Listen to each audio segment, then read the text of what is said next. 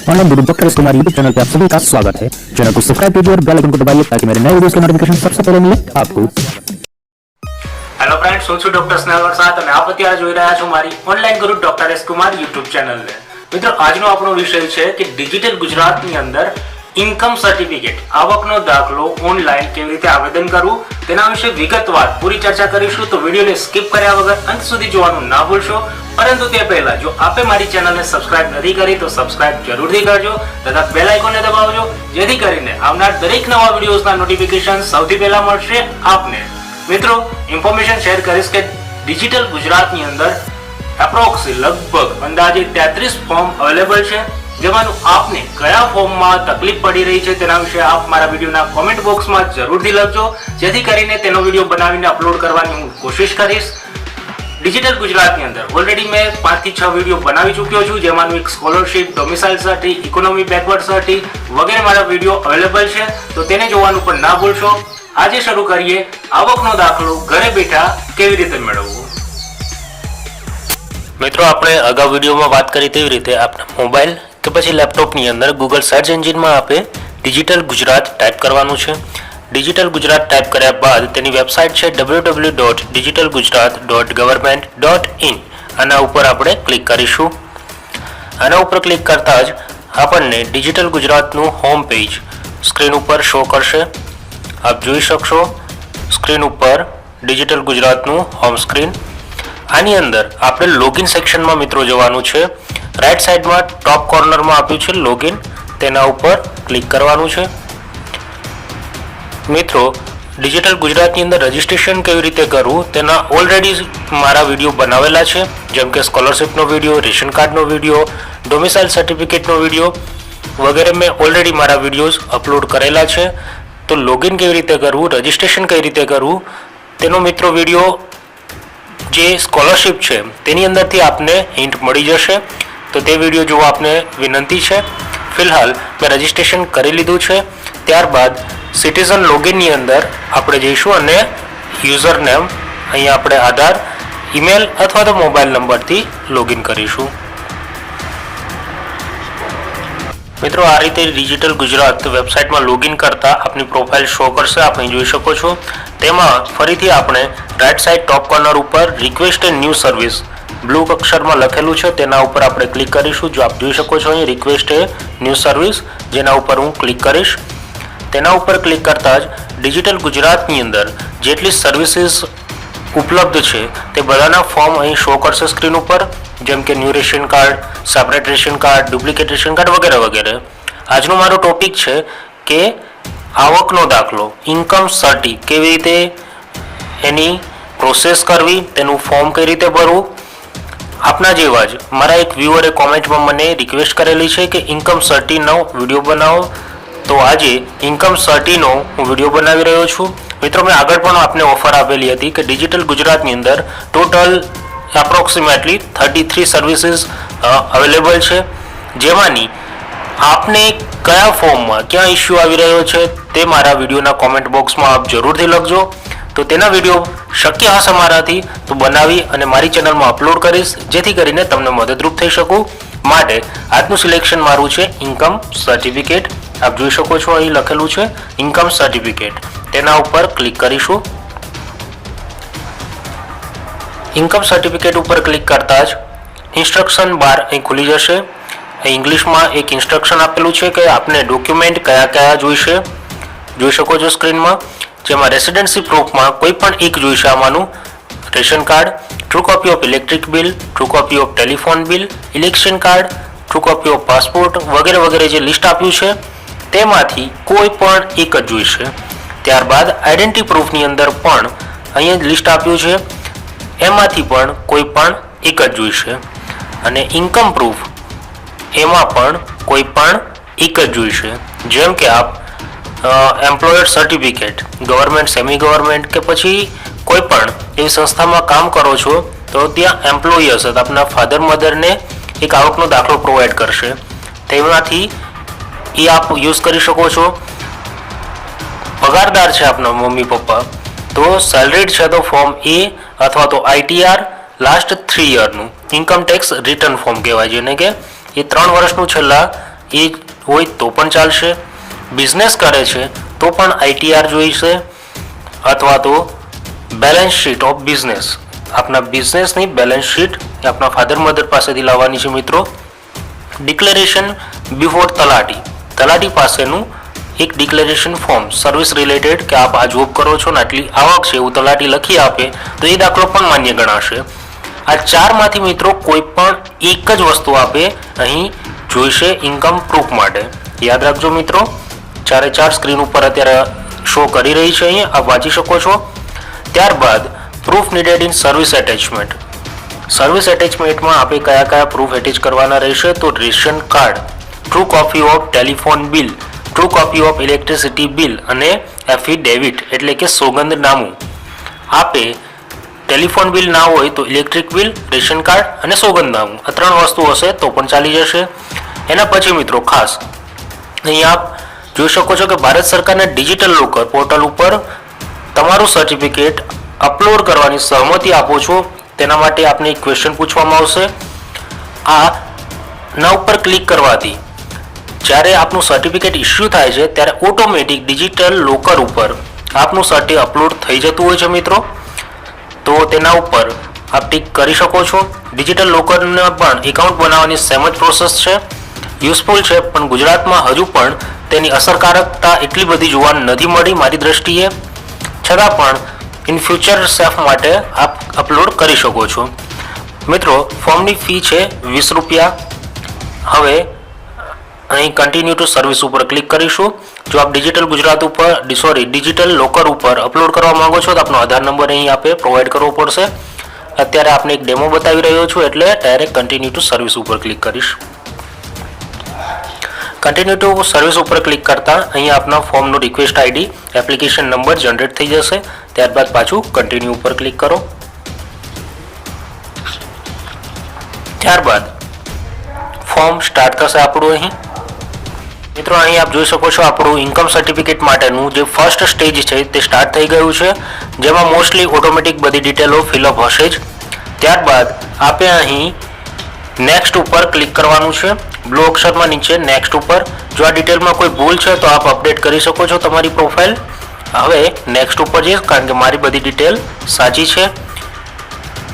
જો તમારા તાલુકાની અંદર ઇન્કમ સર્ટેની આ જે પ્રોસેસ છે તે શરૂ નહીં હોય તો આ રીતનો એક એરર મેસેજ આવશે કે this service is not applicable for taluka you selected. મતલબ તમે જે તાલુકામાં રહો છો તે તાલુકાના કેન્દ્રમાં મામલતદાર કચેરીની અંદર જો આ સર્વિસ અવેલેબલ નથી તો આ રીતનું લખેલું આવી જશે, જેમ કે અહીં મારે આવી ગયું છે. ત્યારબાદ હું આપને ફોર્મ બતાવવા માટે જે લોકોના તાલુકામાં આવી સર્વિસ અવેલેબલ છે તેમને શું કરું તો તાલુકો ચેન્જ કરીને આપને એક દર્શાવીશ. મિત્રો મેં તાલુકો ચેન્જ કર્યો છે મારો, કારણ કે સંતરામપુર તાલુકામાં સર્વિસ અવેલેબલ નથી, પરંતુ લુણાવાડા તાલુકાની અંદર ઇન્કમ સર્ટી માટેની સર્વિસ અવેલેબલ છે. તો અહીં ડેટા અપડેટ સક્સેસફુલી લખેલું આવી જશે. ત્યારબાદ આપણી પ્રોસેસ છે અહીં એડ્રેસની. કોપી કરવું છે તમારે કરંટ તો અહીંથી ડાયરેક્ટલી કોપી કરી શકો છો કે એડ્રેસ તમારી પ્રોફાઇલમાં છે એ જ મારે રાખવું છે. પરમેનન્ટ એડ્રેસ બી સેમ છે તો એના ઉપર પણ ટીક માર્ક કરો કે આપની પ્રોફાઇલમાં જે આપેલું છે એ જ એડ્રેસ મારે રાખવાનું છે ઇન ફ્યુચર માટે. હવે ઓક્યુપેશન ઓફ એપ્લિકન્ટ મતલબ જે અરજી કરી રહ્યું છે તેનો બિઝનેસ શું છે. તો જેમ કે તમે સ્ટુડન્ટ છો તો અહીં સ્ટુડન્ટ લખી શકો છો, અને તમે કોઈ ધંધો રોજગાર કે નોકરી કરો છો તો અહીં જોબ લખી શકો છો કે બિઝનેસ લખી શકો છો. ફિલહાલ હું સ્ટુડન્ટ છું તો સ્ટુડન્ટ લખીશ. ત્યારબાદ વર્ક એડ્રેસ મારું જે હોય તે, જેમ કે હું સ્ટુડન્ટ છું તો મારા સ્કૂલનું એડ્રેસ આપીશ સામને.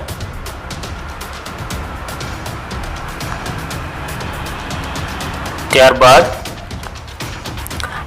નંબર ઓફ ફેમિલી મેમ્બર્સ, તમારા ફેમિલીની અંદર કેટલા મેમ્બર્સ છે તેની ડિટેલ આપણે અહીં પ્રોવાઈડ કરવાની છે, જેમાં મેલ કેટલા છે ને ફિમેલ કેટલા છે.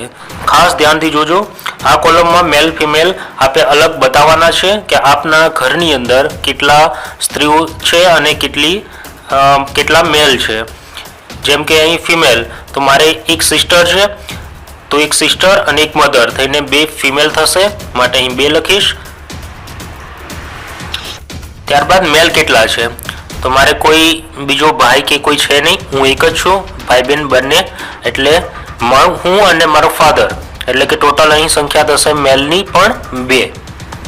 ત્યારબાદ નંબર ઓફ અર્નિંગ મેમ્બર્સ, મતલબ તમારા ઘરમાં કમાવાવાળા કેટલા મેમ્બર્સ છે, તો મારા ઘરમાં મારા ફાધર એક જ કમાવાવાળા છે, તો અહીં ફિમેલમાં 0 આવશે અને મેલમાં 1 આવશે, કારણ કે હું પણ સ્ટુડન્ટ છું, મારી સિસ્ટર પણ મારાથી નાની છે, એ પણ સ્ટુડન્ટ છે, અને મધર હાઉસવાઇફ છે, તો અહીં મેલ એક જ અર્નિંગ મેમ્બરમાં આવશે.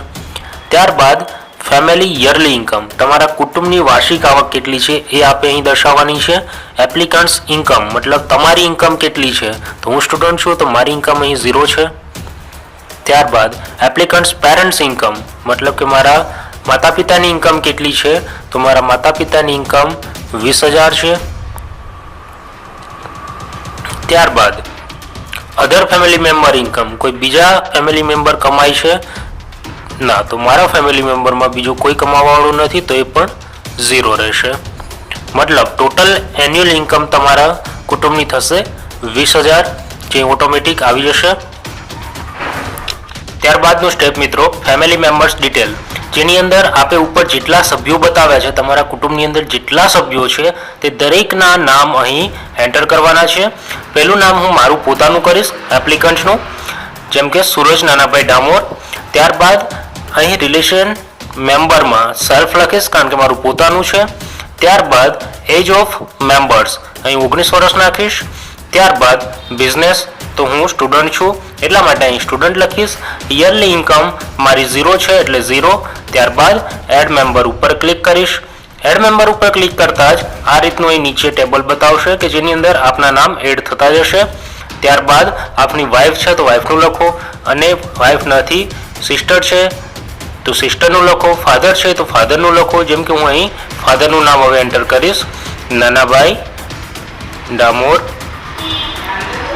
ત્યારબાદ રિલેશન, તો રિલેશનમાં મારા ફાધર થાય છે. એમની એજ, તો એમની એજ હાલ 45 યર છે. ત્યારબાદ બિઝનેસ, જો એ ફાર્મર છે તો અહીં લખીશ ફાર્મર. ત્યારબાદ યરલી ઇન્કમ એમની 20,000.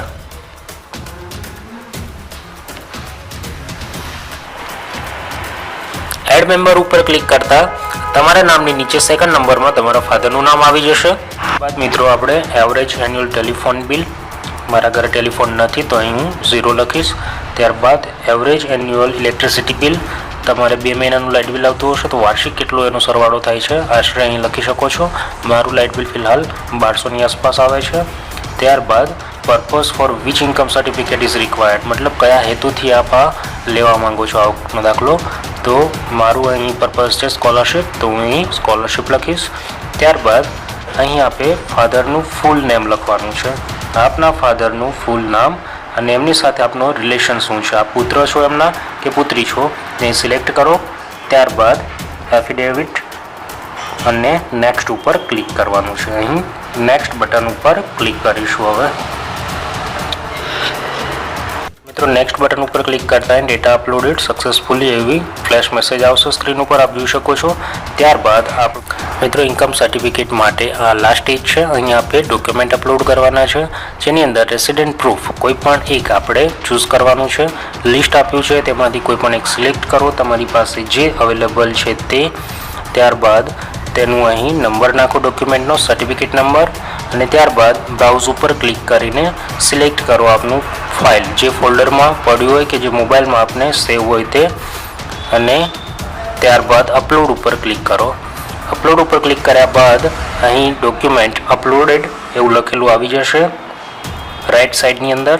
ત્યારબાદ આઈડેન્ટિટી પ્રૂફની અંદર આપે કોઈ પણ એક ડોક્યુમેન્ટ અહીં સિલેક્ટ કરવાનું છે, સેમ પ્રોસેસ કરવાની છે. આ લિસ્ટમાંનું કોઈ પણ જે ડોક્યુમેન્ટ આપની પાસે અવેલેબલ છે તેમાંનું કોઈ પણ એક સિલેક્ટ કરો, તેનો સર્ટિફિકેટ નંબર નાખો, ત્યારબાદ બ્રાઉઝ ઉપર ક્લિક કરો ને અપલોડ કરો. એના પછી ઇન્કમ પ્રૂફ, ઇન્કમ પ્રૂફમાં આપણે કોઈ પણ એક બતાવવાનું છે. આ લિસ્ટ આપ્યું છે તેમાંથી જે આપની પાસે અવેલેબલ છે લિસ્ટ પ્રમાણે આપ ડોક્યુમેન્ટ સિલેક્ટ કરો ને એનો સર્ટિફિકેટ નંબર, ત્યારબાદ બ્રાઉઝ ઉપર ક્લિક કરો ને અપલોડ કરો. સેમ અહીં જે આપે અપલોડ કર્યા છે તેને ટિક માર્ક કરો કે રેશન કાર્ડ મારું થઈ ગયું છે.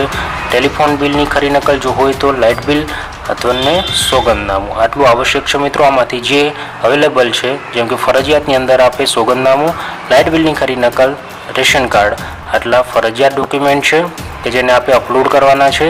ત્યારબાદ આપનો પાસપોર્ટ ફોટો, જો આપણે પ્રોફાઇલ પહેલાંથી અપડેટેડ રાખી છે તો આ રીતે પ્રોફાઇલમાં ફોટો બતાવશે જ, નથી બતાવતો તો બ્રાઉઝ ઉપર ક્લિક કરી અપલોડ કરો.